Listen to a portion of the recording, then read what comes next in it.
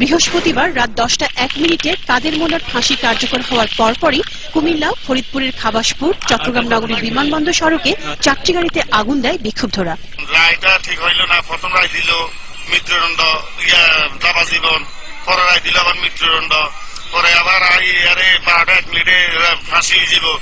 এর পরবর্তীতে আবার 3 দিন ওভার যাই আজ আবার ফাঁসির কার্যকারী করতেছে। তো এটা হইল আইনের পাকে দিল।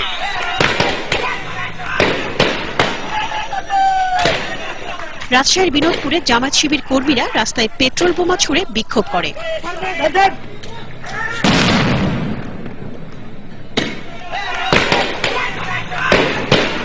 চট্টগ্রামের সাতকানিয়া ও বাঁশখালীতে গাছ ফেলে চট্টগ্রাম-কক্সবাজার সড়ক অবরোধ করা হয়, বন্ধ হয়ে যায় যান চলাচল।